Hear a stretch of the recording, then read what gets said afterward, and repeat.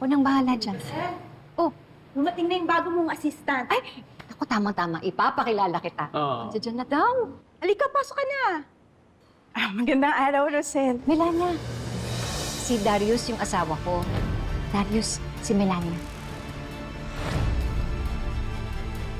Melania.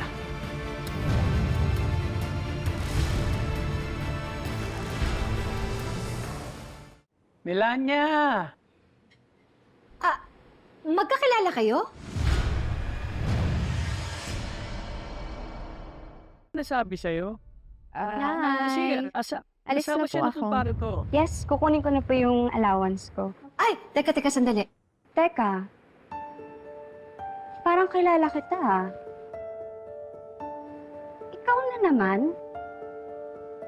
Teka, sandali. Magkakilala din kayo? Oo, Nay. Naalala mo ba nung isang araw sinabi ko sa'yo na may babaeng naghahanap kay Tito Darius? Darling pa nga daw eh. Oh, so bakit ka nandito?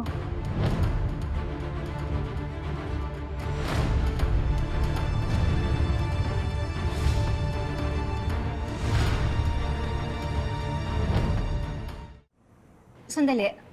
Paano kayo nagkakilala ni Darius?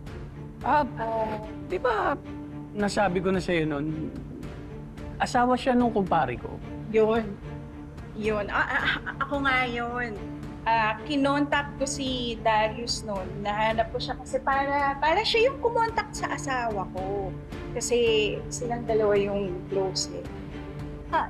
Eh, bakit hindi mo na banggit sa akin yun? Yung na hindi ko makontak yung asawa ko kasi iniwan ako. Hindi, na magkakilala kayo ng asawa ko.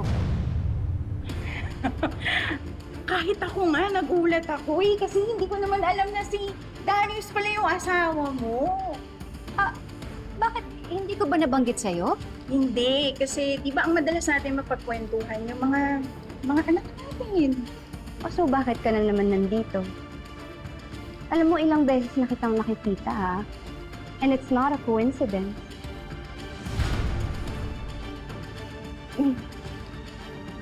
Alam mo, ikaw, tingin ko nagmamanman ka, no? May plano ka, ha? Well, actually ngayon, hindi ko pa alam kung ano yung plano mo. Pero malakas yung kutob ko na hindi ito maganda. Melania, totoo ba?